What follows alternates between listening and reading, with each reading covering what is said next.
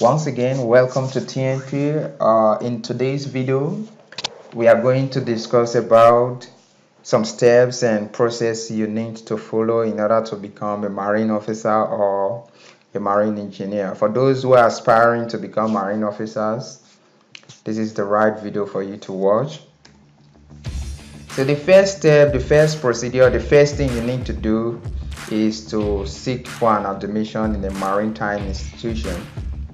And there are thousands of maritime institutions out there. So what you need to do is you Google them in the internet. World Maritime University, Texas A&M, Maritime University of Constanta, Maritime Academy of Nigeria. There are thousands of them out there. And in the process of seeking for admission, you also need to know the school curriculum and the academic structure.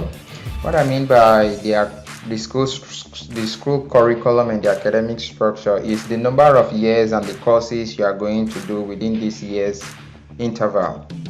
Like for me, I did 4 years in my studies. There are some institutions where you have to do maybe 2 years or 3 years, and the courses being highlighted in the school curriculum. So let me share with you the courses I did in my 4 years. Starting with the first year, I did maritime English, seamanship, chemistry, physics, terrestrial navigation and dead reckoning, mathematical analysis, computer science, technical drawing and infographics, descriptive geometry, linear algebra, analytical and differential geometry, thermotechnics, physical training, practical seamanship. Some of the courses you have to repeat them in the following years, assuming you did maritime English in year 1. In the next year, you are going to do maritime English 2. So without wasting time, I'm going to go faster. If you want to know much detail in each of the years and the courses, try to pause the video and go through the courses. This is for year 2. This is year 3 courses and year 4 courses. Let me add something to the year 4. In the year 4, you have to do a final year thesis whereby you have to choose a particular topic, you develop it, and at the end of the day you defend it before a panel of lecturers.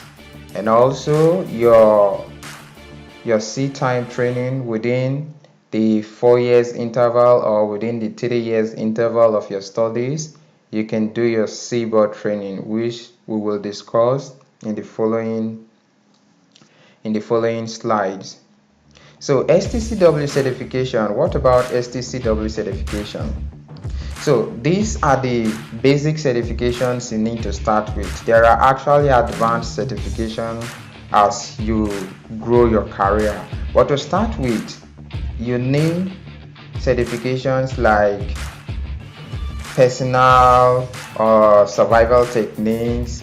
You need basic firefighting, you need elementary first aid, you need personal safety and social responsibilities on board ship, security awareness training and security training for seafarers with designated security duties, basic training for oil and chemical tanker cargo operations.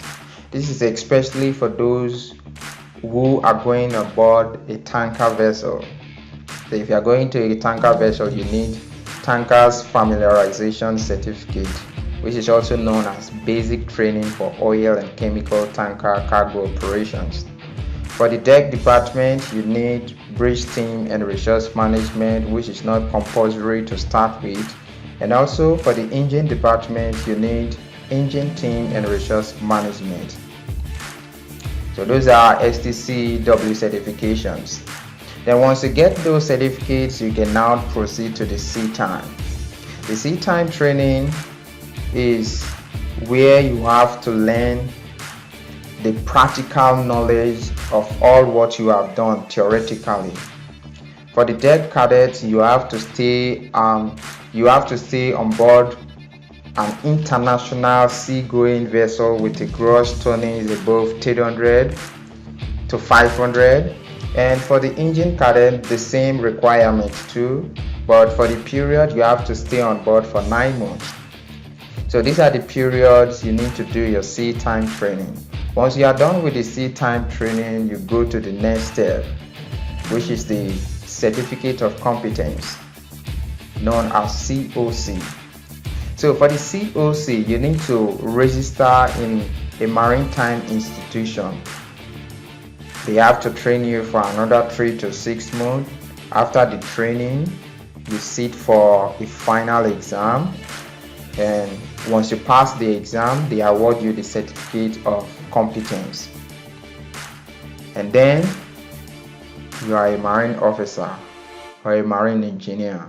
So once you get the certificate of competence, you can now start working as, for the deck department, you can now start working as a third officer, second officer, shift mate, and finally to the top, which is master. Then for the engine department, you will start from fourth engineer, third engineer, second engineer, and chief engineer. So those are the hierarchical positions in the maritime industry, in the vessels. So once you get that, you now apply for jobs, submit your CV in online websites, you go to companies, you apply, and once you get your job, start going to the 7 seas and exploring. So that is the process and the procedures you need to follow in order to become a marine officer or a marine engineer. So I'm gonna end the video here. Thank you very much for watching. Please try subscribe to the NAV Prince. In this channel I'm going to share most of the maritime knowledge with you. If you have any question, comment in the comment box below. I will try my possible best to answer your questions. Like and share with anybody that you know that is in the marine field, because a lot of knowledge is going to be in this channel. All those who are aspiring to become marine officers, please just share with them. Thank you very much for watching, and see you in the next video.